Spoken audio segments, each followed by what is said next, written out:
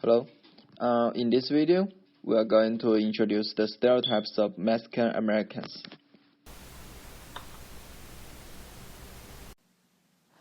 To start, we have a brief introduction into the history between Mexico and the United States. In the 1840s, the United States and Mexico fought a brutal war that resulted in the shaping of the borders of the nations today. The infamous Battle of the Alamo was the birthplace for Americans to outcast the new Mexican Americans. The battle was an act of revenge from the U.S. after a merciless attack from the Mexican army that killed much of their Texan army. After Texas then conquered a portion of Mexico's border, the citizens who resided there became the first official Mexican Americans in the United States, but they were nowhere near being treated as equal counterparts to Americans. Common experiences within the American business. In the American workplace, much of an employee's time and devotion is expected to be focused upon their job and the company that they work for. In the Mexican workplace, employees' personal lives and overall cultural traditions takes more precedence than the company that they work for. Going hand in hand with differing cultural values, timing and scheduling prioritization come into play as challenging experiences.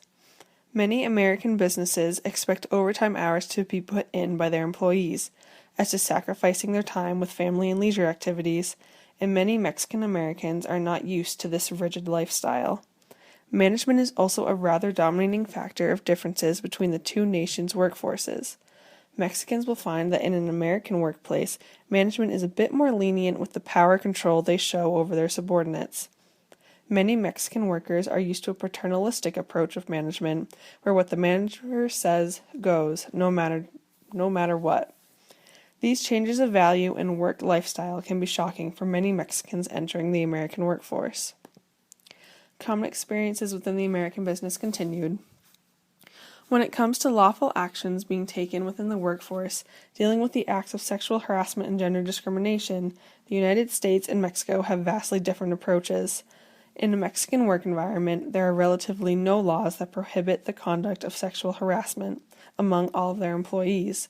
For a male Mexican coming into the American workforce, he may be shocked to realize that there are entire departments within an organization that handle the misconduct and mistreatment of female or male counterparts. American businesses differ with how they deal with gender discrimination as well. Even though American companies have a bit of an uneven playing field when it comes to male versus female employees, it is nowhere near the unfortunate differences that are evident in a Mexican company. A female Mexican employee would most likely be stunned at the fact that American businesses have policies and codes of conduct that all employees have to follow by law to help diminish the discrimination by gender. Hello, this section is about common stereotypes about Mexican Americans. The first one is all Mexicans hop the border to come to America. This is a stereotype because a lot of Mexicans don't have usually have enough money to get a visa, green card to come to America, so they hop the border illegally. The reason is because they want to have they want to have an opportunity to live a better life than they have in Mexico. The second one is all Mexicans just eat tacos and burritos. This is true because they're one of a traditional meal to eat, and also you'll see it being sold in local Mexican restaurants and of course the major one, Taco Bell chain. The next one is all Mexican Americans willing to take low-paying jobs. The reason is these low-paying jobs are jobs that nobody really would want to do because it's so sanitary, like being a janitor. So Mexicans will take it because they need the money, and you don't need a resume, like a great resume or high-paying education to take it. All Mexican Americans drink tequila and the Corona. This stereotype comes in because you'll see in family parties, aunts and uncles be drinking it, and it's just alcohol that they love to drink in common. The next one is to be continue on. All female Mexican Americans are raised to be housewives. This is true because they're the parents of the daughter. Because the parents will teach the daughter to cook and clean at an early age, and she will start to learn and build more, do more things, and that's why they have quinceañera, whereas the daughter's considered to be a woman. The next one's all Mexican Americans only dance salsa and bachata. This is circumcised because you'll see this being danced at family events or parties because in the culture, they love to dance, and you'll hear they have like special songs for salsa and bachata to dance to. Also, the next one, if you are a thug or a gangster, you're a member of the Mexican cartel. The Mexican cartel is a large organized crime organization that deals with drugs, and it's really lethal, and it comes in its businesses somewhat in the U.S. now. The next one is all Mexican Americans speak Spanish. This goes for like any other race. It's just they probably become more Americanized and they start speaking more English than Spanish. The types of people that generally hold stereotypes about Mexican Americans are typically Euro-Americans. There are many reasons why they could hold these stereotypes, some of which include simply being uneducated about other cultures and backgrounds. Whether they are uneducated about cultures because they do not have the proper resources to access this information, or simply just choose not to become educated, there are still people that are not culturally diverse. Many of the people who hold these stereotypes may not even be aware that they are stereotyping. Many of these people just simply have an implicit bias, meaning that they are prejudiced against Mexican Americans but are not even aware of it.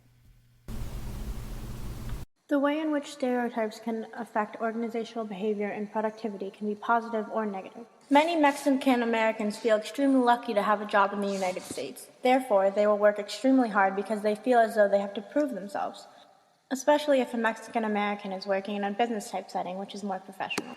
Some Mexican Americans want to overcome these stereotypes and do so by overcompensating and working hard, thereby proving to themselves as well as to their employers that they are a good fit for the job. However, on the other side of the spectrum, some working Mexican Americans are aware of the stereotype that they do not work hard, and then proceed to live up to those expectations. They will automatically assume that people do not expect much from them, therefore they will not expect much from themselves. This is similar to the self-fulfilling prophecy, which is a prediction, whether directly or indirectly, negative or positive expectations may affect the way a person will perform. Now we will move on to common stereotypes Mexican Americans have towards other subcultures. Some Mexican Americans who are very proud of their Mexican heritage stereotype the white Americanized culture as chauvinistic, arrogant, as well as self-centered. They believe that these people intend to make them feel like second-class citizens and view them in an underneath role compared to themselves in the social standard. While the other Mexican Americans feel the need to embrace the Americanized culture and stereotype their own Mexican heritage roots as being uneducated, lazy, drunks, as well as illiterate. However, they love what type of opportunities the white Americanized culture gives to them and want to learn everything about their lifestyle in order to achieve successful, luxurious lifestyle incorporated as the American way. Mexican American people have developed a few negative stereotypes about African American as well as other Latin American cultures that are not from a Mexican descent. These people perceive a type of African Americans to be intimidating, aggressive, and gang associated with one another. They do not usually go out of their way to approach, converse, or be associated with the black community due to the fact that they've developed these types of stereotypes, which therefore make them intimidated to approach these people. Overall, Mexican Americans, however, do not go out of their way to reach out to these people and really get to know the fact of what type of Americanized culture these African American people really incorporate. Continuing on, the Mexican American people perceive the Latin Americans, who are not from Mexican descent, to be confrontational, irrational, a source of competition, as well as individualistic. Although tied very closely through Spanish heritage, relationships between these two subcultures can prove to be very hostile and dangerous to one another. Due to both being very close geographically as well as heritage-wise, they both want the same needs as far as obtaining the Americanized culture. Having these types of stereotypes associated with the culture causes a fragile and unstable working environment when promoting diversity when we look at things from an organizational behavior point of view. Things such as alienation and separation amongst individuals are caused due to a lack of trust in these relationships from these diverse people. This environment, again, once becomes hostile due to a lack of respect. It also has an effect on employees becoming unmotivated due to not feeling valued. Creativity is also reduced, and this minimizes productivity due to the lack of diverse ideas imposed by each individual. Overall, organizational behavior wants to incorporate every other aspect in a diverse situation that allows businesses to produce productivity in the most maximized way. Things such as ideas and innovation and talkative ideas establish relationships between these people that allow them to not only coexist but co-run a business together. Overall, organizational behavior really relies and emphasizes the structures associated with a diverse group setting.